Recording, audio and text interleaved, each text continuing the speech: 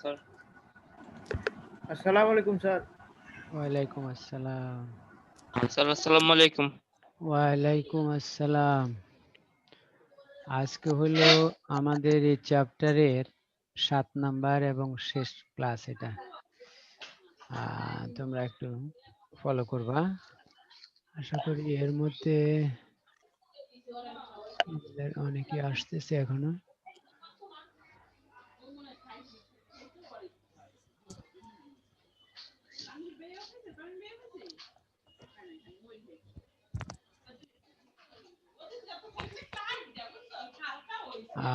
তোমরা একটু তোমাদের মাইকগুলো মিউট করে রাখবা, তাহলে আমরা ক্লাস শেষ করে তোমাদের কোশ্চেন করার জন্য পরবর্তীতে সময় দেয়া হবে। আশা করছি তখনই তোমরা অন করে ক্লাসগুলো তোমাদের কোশ্চেনগুলো করে নেবা। আজকে আমাদের সৃজনশীল সমস্যা 11 থেকে শুরু হবে।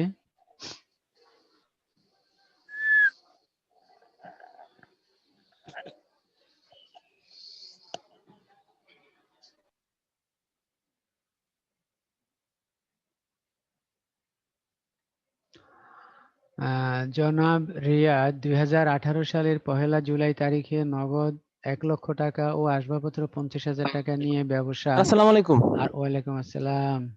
ক্লাস শুরু হয়ে গেছে, মাইকগুলো একটু ইয়ে করে দাও, মিউট করে দাও। ব্যবসা আরম্ভ করেন। উক্ত মাসে তার অন্যান্য লেনদেন ছিল নিম্নরূপ। এখানে দুইটা আইটেম নিয়েছে, সে নগদ টাকা এবং আসবাবপত্র, এটা নিয়ে সে ব্যবসাটা শুরু করেছে।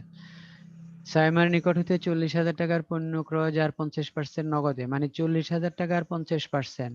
তো বাকি 50% যেহেতু কিছু বলে নাই, তাহলে অবশ্যই ধরে নিতে হবে ধারে হয়েছে বাকি 50% টাকা, অর্থাৎ নগদে 50 আর ধারে 50, উল্লেখ না করলেও এটা ধারে। তানহার নিকট 60,000 টাকার পণ্য বিক্রয়, যার 40% নগদে, একই ঘটনা, অর্থাৎ 60,000 টাকার মধ্যে 40% টাকা আমরা আজকেই পেয়ে গেছি, আর বাকি 60% যেটা হবে এটা ধারে বা বাকিতে বোঝাচ্ছে।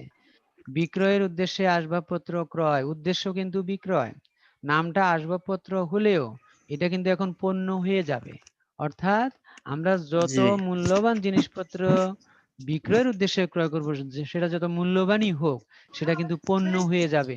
দ্যাট ইজ আমাদের কাছে এটার নাম ধারণ করবে ক্রয়। তাহলে বিক্রয়ের উদ্দেশ্যে আসবাবপত্র ক্রয় মানে পণ্য ক্রয়। ছেলের কলেজের বেতন পরিশোধ, এটা মালিকের কার মাইকটা একটু সাউন্ড হচ্ছে, মিউট করে দাও। সাউন্ড আসতেছে, মিউট করে দাও। ছেলের কলেজের বেতন পরিশোধ 2,000 টাকা, এটা তার ব্যক্তিগত খরচ, সুতরাং এটা হবে উত্তোলন। অনাদায়ী পাওনা ধার্য হলো, তাহলে এটা হলো দেনাদার, অর্থাৎ ধারে বিক্রয়ের কারণে যে টাকাটা পাওয়ার কথা ছিল সমস্ত টাকা আমরা পাই নাই, 1,000 টাকা অনাদায়ী, এটা আমাদের একটা ক্ষতি। ব্যাংক চার্জ 300 টাকা ও ব্যাংক সুদ মঞ্জুর করলো 500 টাকা। এখানে দুটি লেনদেন, একটা হলো ব্যাংক চার্জ করেছে, আর একটা হলো ব্যাংক সুদ মঞ্জুর করেছে। চার্জ করার মানে হলো ব্যাংক যে আমাদের হিসাবপত্র রাখে সেজন্য কিছু টাকা কেটে নিয়েছে, এটা আমাদের খরচ। আর ব্যাংক সুদ মঞ্জুর মানে হলো আমাদের যে টাকাটা ব্যাংকে জমা আছে তার উপর ব্যাংক আমাদেরকে সুদ দিয়েছে, এটা আমাদের জন্য আয় বোঝায়। তোমাদের কারেক্টটা মাইক খুব শব্দ করতেছে, একটু অনুরোধ করবো মাইকটা একটু মিউট করো কষ্ট করে। মোট ক্রয়ের পরিমাণ নির্ণয় করো, ক্রয়ের পরিমাণ নির্ণয় করতে বলছে। তারপরে 1, 5, 20 ও 31 তারিখের লেনদেনগুলো দ্বারা হিসাব সমীকরণে প্রভাব দেখাতে বলছে, যেটা আমরা গতানুগতিক ভাবে করে আসতেছি। জুলাই 31 তারিখে ব্যবসায়ের মালিকানা সত্ত্বের পরিমাণ, মানে মাসের শেষ দিন মালিকানা সত্ত্ব, তার মানে কি মূলধনের সাথে তার আয় এবং ব্যয় এবং উত্তোলন যোগ বিয়োগ করে যেটা নির্ণয় করতে হবে সেটা। তো প্রথমে হলো ক্রয়ের পরিমাণ নির্ণয়। একটু খেয়াল করো, ক্রয়ের পরিমাণ নির্ণয়ের এখানে পণ্য ক্রয় 40,000 আর বিক্রয়ের উদ্দেশ্যে আসবাবপত্র ক্রয়, যেটা আসলে এটাও পণ্য, এজন্য মোট ক্রয় দেখানো হচ্ছে 50,000 টাকা, মানে এই 50,000 টাকার পণ্যই আমরা বিক্রয় করতে পারবো, বাজারে আমাদের হাতে আছে এই 50,000 টাকার পণ্য, এটাই ক্রয়। এখান থেকে যদি ফেরত থাকতো বাদ যাবে, অথবা যদি মনে করো বিনামূল্যে কোনো পণ্য বিতরণ থাকে সেটাও বাদ যাবে। আমি আবারও রিপিট করতেছি, আমরা ক্রয় বলতে যে পণ্যগুলি বাজারে বিক্রয় করতে পারবো সেই জিনিসটাকেই বুঝি।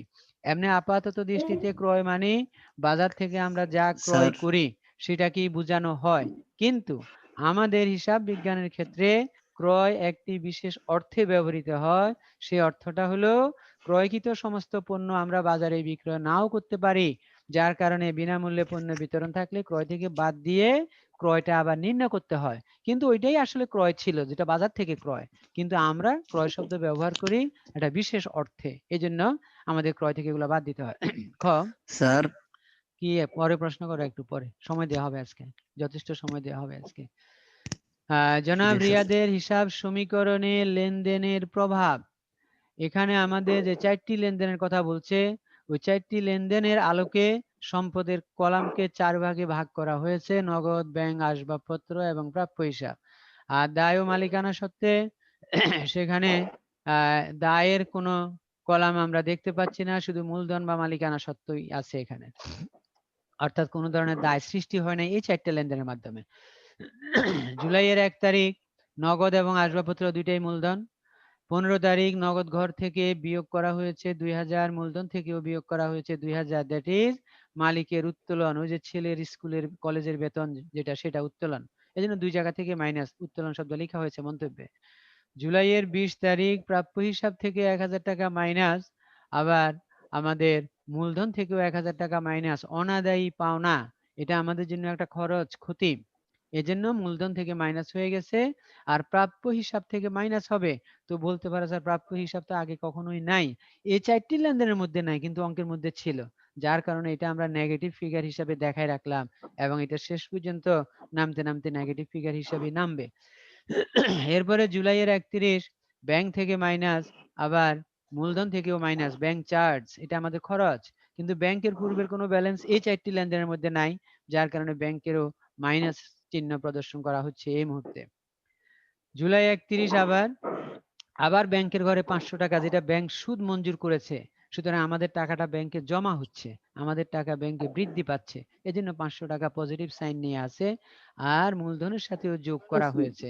তো এখন খেয়াল করো একটু, আমাদের নগদ ঘরের যোগ বিয়োগ করে 98,000, ব্যাংক ঘরের যোগ বিয়োগ করে 200 পজিটিভ ফিগার, আসবাবপত্র পজিটিভ ফিগার 50,000, আর প্রাপ্য হিসাবের একটা নেগেটিভ ফিগার আছে 1,000। তো কি করা হয়েছে, 98 আর 200 আর 50,000 যোগ করে যোগফল থেকে 1,000 টাকা মাইনাস করে দেওয়া হয়েছে, অর্থাৎ তারপরে 1,47,000 টাকা সৃষ্টি হয়েছে, যেহেতু নেগেটিভ ফিগার ছিল।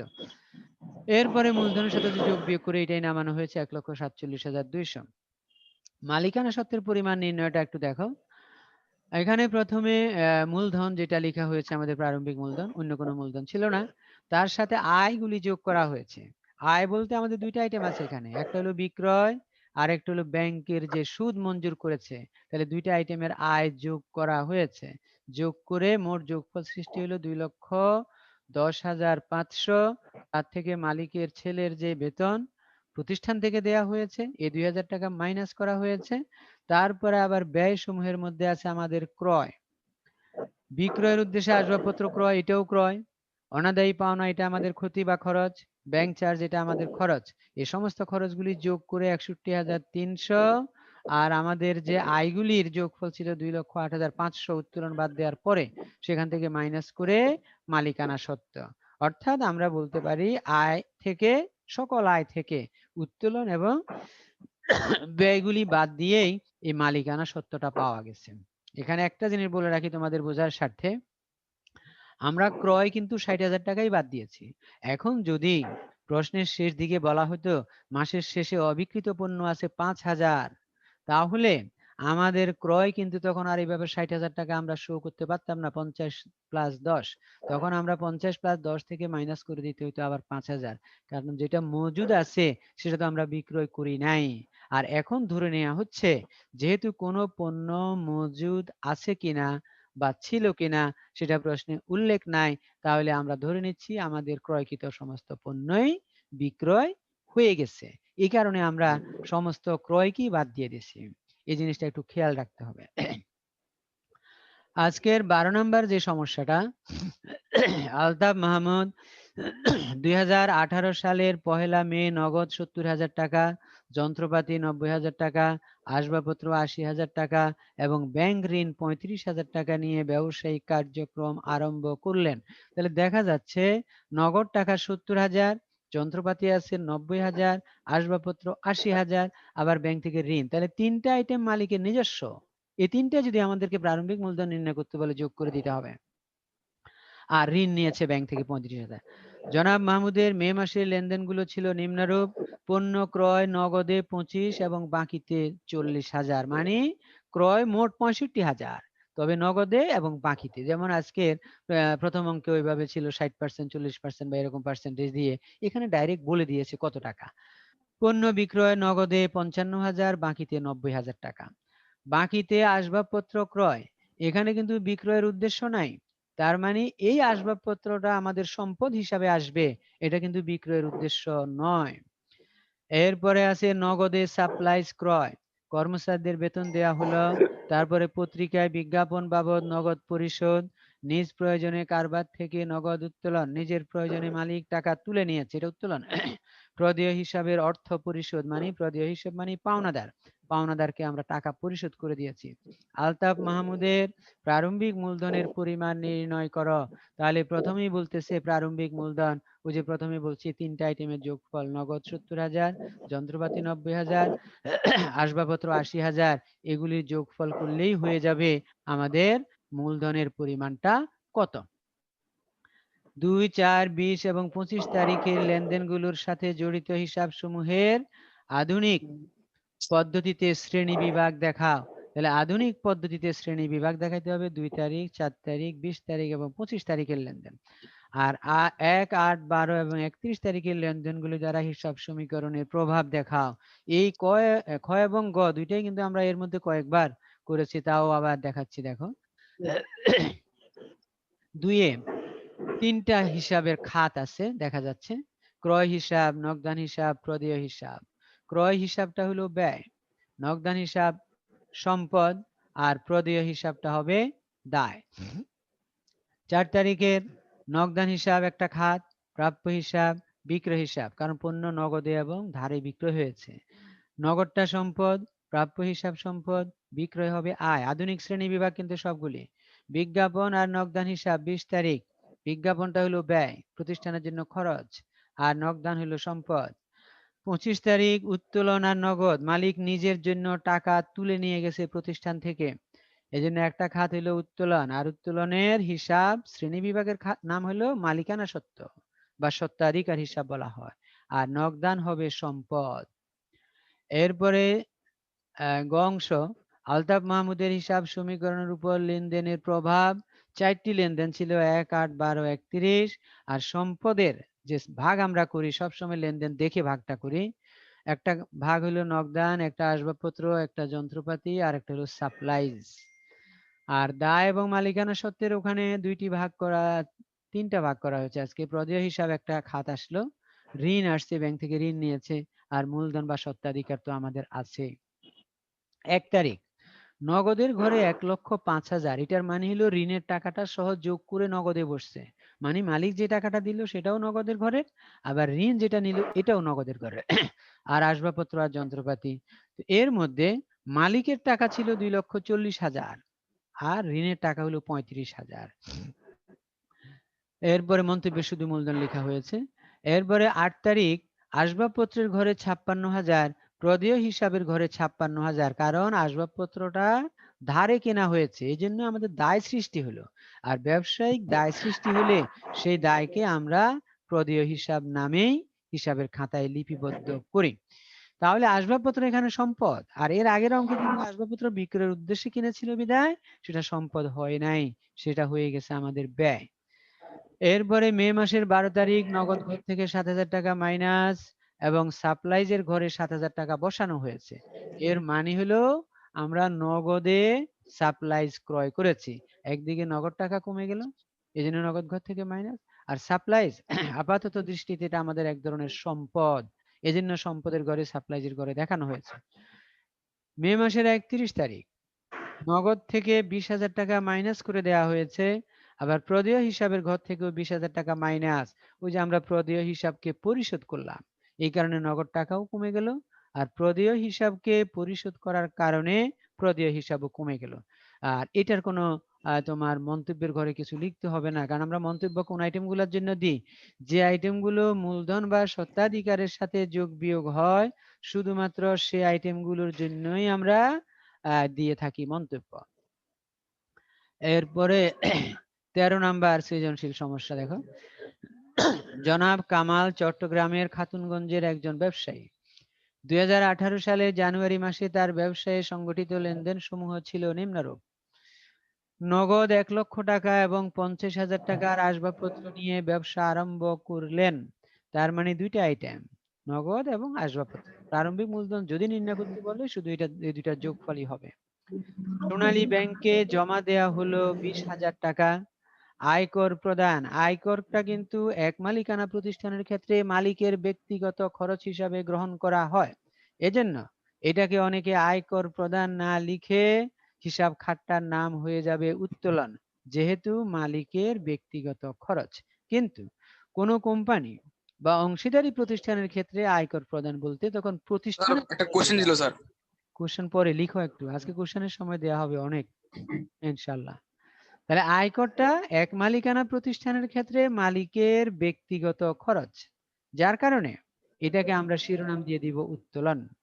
আর আরেকটু বলে রাখি, যদি এটা অংশীদারি প্রতিষ্ঠান অথবা কোম্পানির ক্ষেত্রে আয়কর প্রদান থাকে তখন কিন্তু আয়কর কোম্পানির বা অংশীদারি প্রতিষ্ঠানের একটা খরচ, তখন আয়কর নামেই যাবে। এরপরে পণ্য ক্রয় 60,000 টাকা, যার 60% নগদে এবং অবশিষ্টাংশ ধারে। তো অবশিষ্টাংশ ধারে না বললেও ধারেই হইতো, আমরা আজকের প্রথম আলোচনা এটাই ছিল আমাদের।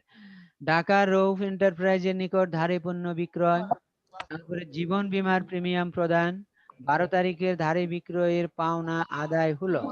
আমরা যে 12 তারিখে ধারে বিক্রয় করেছি, খেয়াল করো 25,000 টাকার পণ্য ধারে বিক্রয় করেছি রৌফ এন্টারপ্রাইজের নিকট, এই টাকাটা আমরা 22 তারিখে পেয়ে গেছি। তাহলে টাকাটা নিতে হবে 12 তারিখ থেকে, কিন্তু লেনদেনটা আলাদা করে 22 তারিখে লিখতে হবে। এটা 25 তারিখ 10 তারিখের দেনা পরিশোধ করা হলো। 10 তারিখে আমরা কোনো না কোনো কারণে দেনা হয়েছি। দেখো 10 তারিখে কেন দেনা হয়েছে, ওই যে আমরা পণ্য ক্রয় করেছি 60,000 টাকা, 60% নগদে, অবশিষ্টাংশ ধারে। তার মানে 60,000 টাকার 40% টাকা যেটা ধারে, সেটা আমরা 25 তারিখ পরিশোধ করব। করণীয়ের মধ্যে দেখো ক, জনাব কামালের প্রারম্ভিক মূলধনের পরিমাণ নির্ণয় করো। জানুয়ারি 12 তারিখের লেনদেনের উপর ভিত্তি করে একটি চালান, এটা একটা নতুন আইটেম আমরা পেয়েছি, এটা চালান তৈরি করতে হবে। তো জানুয়ারির 12 তারিখের লেনদেনটা ছিল বিক্রয়, তার মানে একটা বিক্রয় চালান তৈরি করতে হবে, শুধুমাত্র একটা মাত্র লেনদেন আসবে। এরপরে জানুয়ারির 1, 3, 10 এবং 25 তারিখের লেনদেনগুলোর সাহায্যে টেবুলার ছকে হিসাব সমীকরণের প্রভাব দেখাও। তো প্রারম্ভিক মূলধন নির্ণয়, এটা দেখো আর বারবার বর্ণনা করতে চাচ্ছি না, দুইটা আইটেমে যোগ করে দেওয়া হয়েছে। চালানটা একটু দেখো। জানুয়ারি 12 তারিখের লেনদেনের উপর ভিত্তি করে একটি চালান, দেখো চালানটা একটু, উপরে প্রতিষ্ঠানের নাম লিখতে হয়, অর্থাৎ বিক্রেতা প্রতিষ্ঠান যে জনাব কামাল খাতুনগঞ্জ চট্টগ্রাম, এটা হলো তার ঠিকানা লিখতে হয়। আর যদি দোকানের নাম্বার টাম্বার থাকে, মাইকটা মিউট করে দাও, আর যদি দোকান নাম্বার থাকে, রাস্তার নাম থাকে, সবই উল্লেখ করতে হবে, দ্যাট ইজ তোমাকে টাইটেল দিতে হবে। এরপরে চালান শব্দটা লিখে দেওয়া হলো। তারপরে ডান পাশে তারিখ, কয় তারিখে এটা তৈরি করা হচ্ছে, চালানের নাম্বার দেয়া হলো।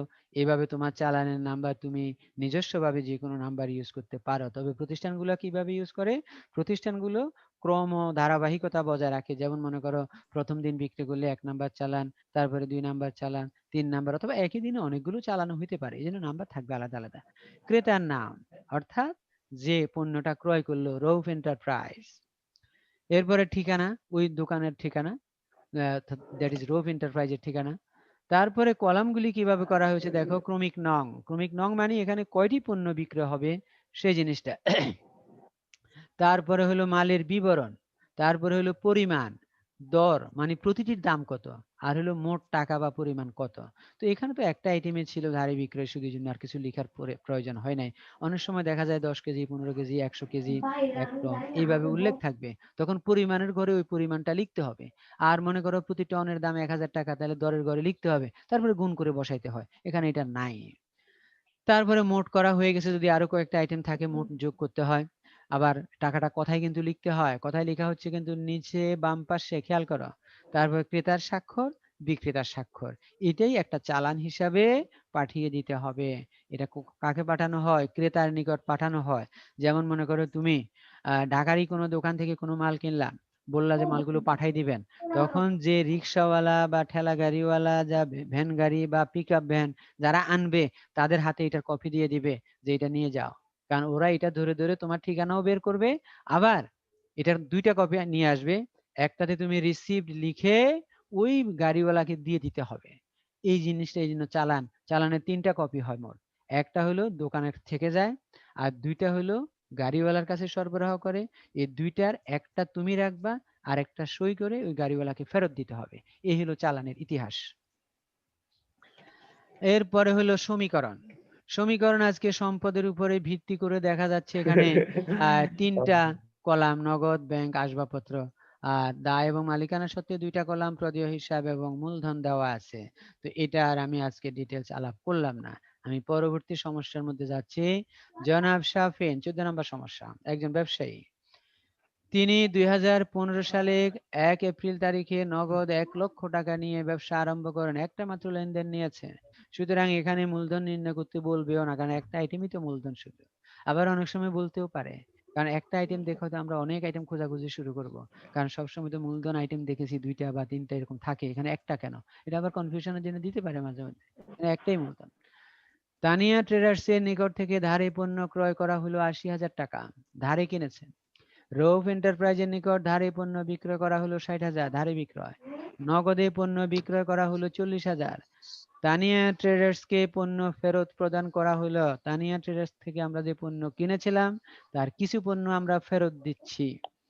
নিম্নমানের জন্য রৌফ এন্টারপ্রাইজ 6,000 টাকার পণ্য ফেরত পাঠায়। রৌফ এন্টারপ্রাইজের নিকট আমরা যে পণ্যগুলো বিক্রয় করেছিলাম তারাও কিছু পণ্য আমাদের কাছে ফেরত পাঠিয়ে দিয়েছে। তানিয়া ট্রেডার্সকে পরিশোধ করা হলো, টাকা পরিশোধ করলাম। ব্যক্তিগত প্রয়োজনে পণ্য উত্তোলন 3,500। করণীয় কর মধ্যে বলা হচ্ছে এপ্রিল মাসে জনাব সাফিনের নিট ক্রয় ও নিট বিক্রয়ের পরিমাণ, 2টা আইটেম নির্ণয় করতে হবে। একটা হলো নিট ক্রয়, একটা হলো নিট বিক্রয়।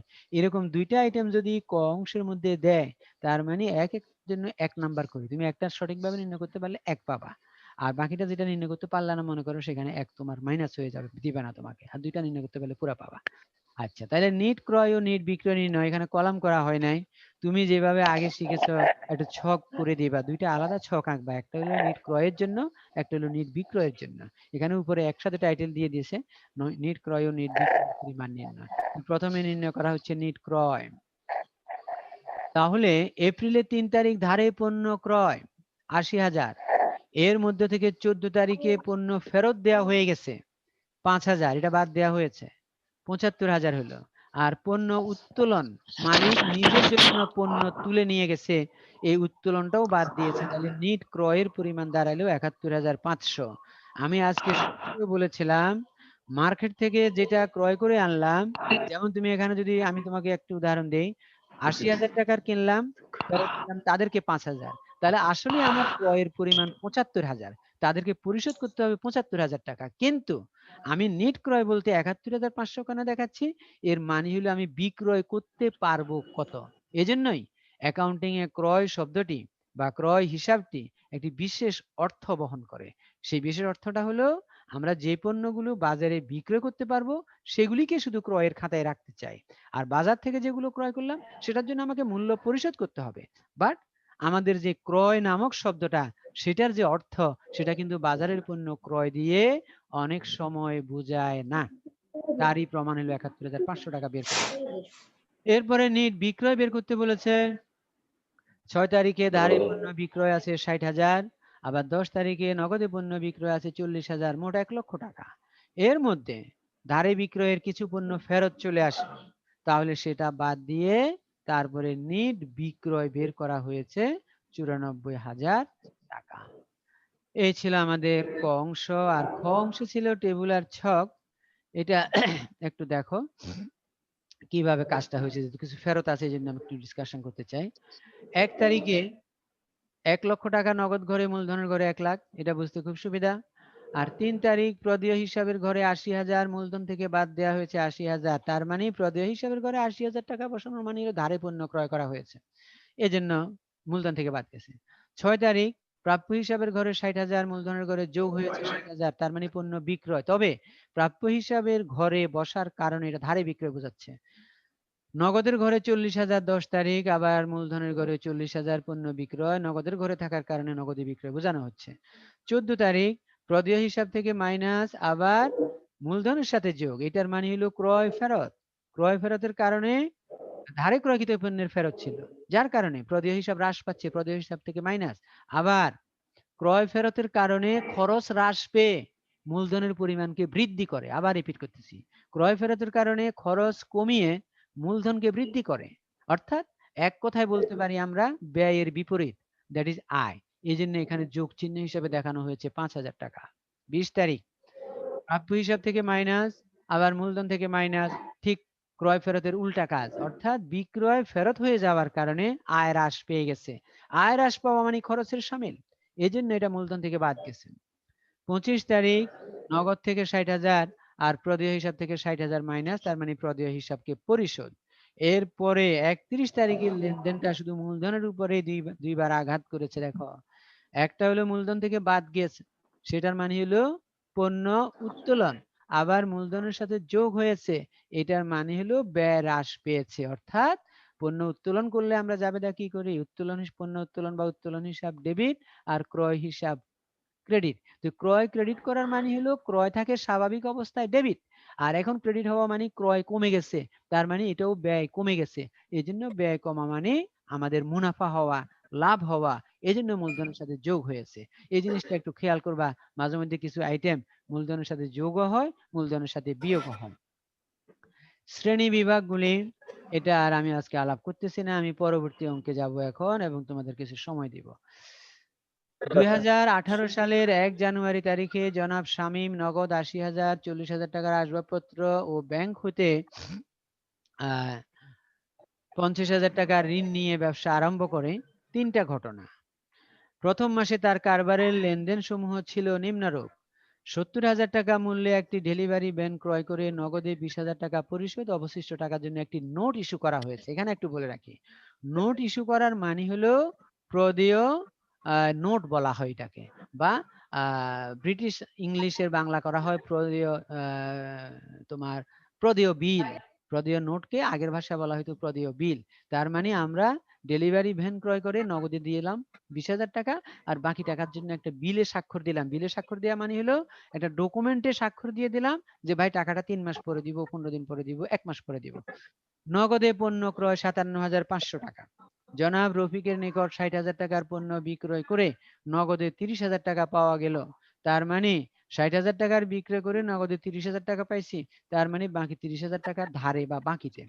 বিক্রয় ফেরত: অফিসের জন্য 7,000 টাকার সাপ্লাইজ ক্রয় করে নগদে 2,000 টাকা পরিশোধ করা হলো, তার মানে এখানেও 5,000 টাকা ধারে বা বাকিতে আছে। শব্দ হচ্ছে রে বাবা, শব্দ হচ্ছে। কমিশন পাওয়া গেল 7,000 টাকা, এটা হলো আমাদের আয়। এই কমিশন মানে কি, আমরা যে ব্যবসা করি, নিজের পণ্যগুলা বিক্রয় করি, সাথে সাথে অন্য লোকের কিছু পণ্য আমরা বিক্রয় করি কমিশনের ভিত্তিতে। যেমন মনে করো তুমি যদি কাপড়ের ব্যবসায়ী হও, তোমার কাপড়গুলো বা তোমার জামা কাপড় তুমি বিক্রি করতেছো ক্রয় করে এনে, কিন্তু একটা কারখানার মালিক এসে বললো ভাই আমার কিছু পণ্য আপনার এখানে রেখে যাই, রেখে গেলে আপনি বিক্রি করবেন, আপনাকে কমিশন দেয়া হবে, এটা আমাদের আয়। বিজ্ঞাপন বাবদ নগদ পরিশোধ করা হলো 5,000 টাকা, তাহলে এটা আমাদের খরচ।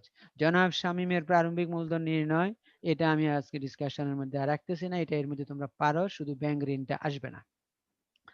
2, 5, 10 ও 12 তারিখের লেনদেনগুলোর হিসাব খাত উল্লেখপূর্বক আধুনিক পদ্ধতিতে শ্রেণীবিন্যাস করে দেখাও।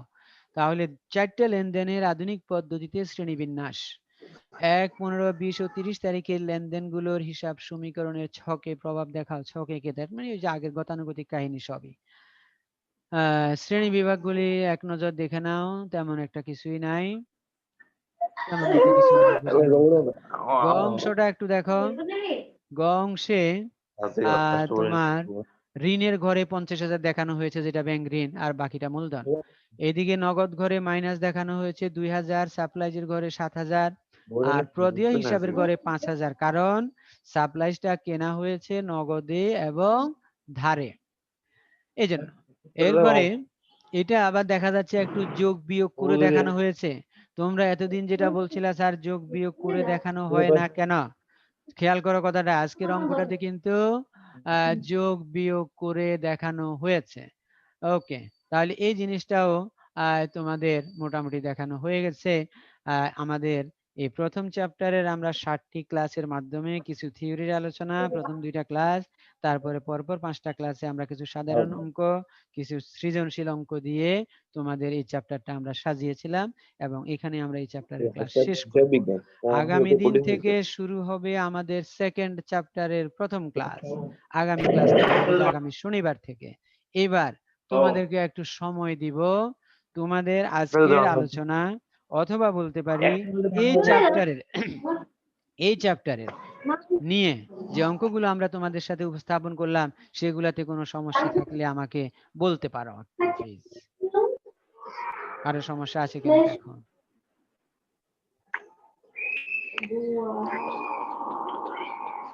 স্যার একজনের মাইক চালু স্যার।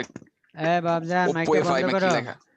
কারো সমস্যা থাকলে একটু কোশ্চেন করতে পারো, সময় দেওয়া হয়েছে।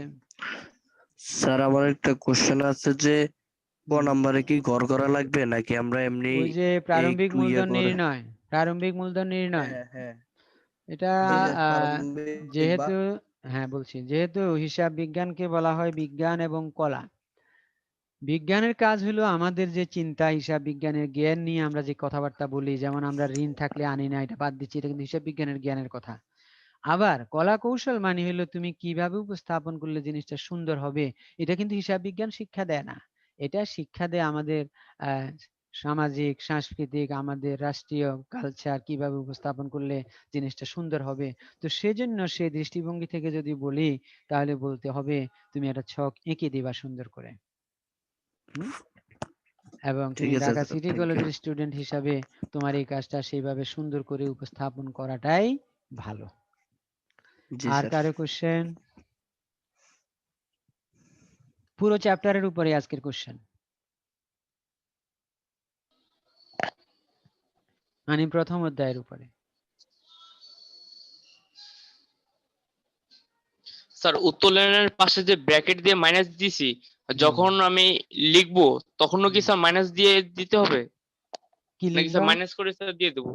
কি ওই লিখবা? যে স্যার 2,08,500 যে ইয়েটা ছিল, অ্যামাউন্টটা ছিল, তো উপরে ওইখানে তো স্যার 2,000 টাকা আপনি মানে সাইডে ব্র্যাকেট দেন নাই, তো আমি কি ওইখানে কি দেওয়া কি যাবে টাকার কলামের মধ্যে?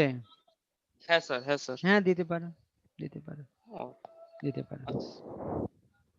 স্যার কারেন্ট যাওয়ার কারণে ডিসকানেক্টেড হয়ে গেছিলাম স্যার, সরি স্যার। হ্যাঁ স্যার আরেকবার কি দিব স্যার? কারেন্ট চলে গেল স্যার, আমিও ডিসকানেক্ট হয়ে গেছিলাম। হ্যাঁ প্রেজেন্টটা না, প্রেজেন্ট দিয়েছো না একবার? স্যার প্রেজেন্ট তো স্যার একবার দিয়েছি স্যার, আর দিতে হবে? না না না না, আজকে টোটাল কতজন আমি দেখে নিচ্ছি এখনই। এখন তো আমার এখানে স্ক্রিনে শো করতেছে 42, মনে হয় আর একটু বেশি ছিল একটু আগে নাকি? এখন শো করতেছে 42। আচ্ছা, এই তোমাদের বাকিরা স্যার আজকে ইন্টারনেটের স্যার অনেক প্রবলেম ছিল। স্যার বাইরে একটু আবহাওয়াটা মেঘলা, এই কারণে মনে হয় ইন্টারনেট তো বাতাস খারাপ হচ্ছে রে অনেক। বাবজান। আমি 3টা আইটেম নিয়ে বসি, একটা হলো নেট আছে, এটা চালু থাকে, আরেকটা হলো আমার রবিতে নেট দেওয়া থাকে, ডেটা কেনা থাকে, আবার গ্রামীণে ডেটা কেনা থাকে, তারপরে তোমাদের সামনে বসতে হয়। এরপরে হলো হেল্পিং হ্যান্ড লাগে, কারণ আমি তো আর এত দক্ষ মানুষ না কম্পিউটারে, এই জন্য হেল্পিং হ্যান্ড আছে আমার, ওরা আমাকে হেল্প করে। এই জন্য মাঝে মধ্যে যখন বিঘ্ন ঘটবে, আমারও ঘটতে পারে, আমার যে ঘটবে না এমন না, তখন তোমরাও সেভাবে জিনিসটা নিতে হবে যে হ্যাঁ স্যারেরও ডিস্টার্ব হতে পারে। কারণ যেহেতু আমরা আধুনিক প্রযুক্তি ব্যবহার করে ক্লাসগুলো নেওয়ার চেষ্টা করতেছি, সুতরাং প্রযুক্তিতে তো সামান্য সুবিধা অসুবিধা আছেই।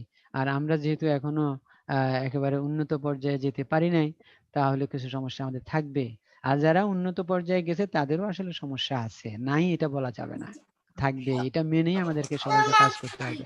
তাও তোমরা সবাই অনেক শান্ত থাকো, আমি তোমাদের নিয়ে আসলে মোটামুটি গর্বিত, প্রাউড ফিল করি যে আমার স্টুডেন্ট গুলা খুব ভালো মানের। এবার যখন আমরা সামনাসামনি ক্লাস নিব তখন হয়তো আমার স্টুডেন্টদেরকে আমি ভালো প্রশংসা করে অ্যাপ্রিসিয়েশনের মাধ্যমে ভালো একটা রেজাল্টও আমি আশা করবো ইনশাল্লাহ এবার। আর কারো কোশ্চেন আছে? না স্যার। আর কারো কোশ্চেন নাই, তাহলে আগামী দিন থেকে শনিবারের ক্লাসটা একটু টাইমটা মনে রাখবা 12টায়, আর সোমবারের ক্লাসটা হলো 11টায়। আর আমার যে হ্যাঁ সেটাই, আর আমার আইডি সবসময় আমি একটাই ইউজ করি, সবসময় একটাই আইডি ইউজ করি। তুমি শুধু টাইম মনে রেখেও ওই আইডি দিয়ে ঢুকে যেতে পারবা। থ্যাংক ইউ, আল্লাহ হাফেজ, আসসালামু আলাইকুম। আসসালামু আলাইকুম। ওয়ালাইকুম আসসালাম। আসসালাম। আসসালামু আলাইকুম। ওয়ালাইকুম আসসালাম।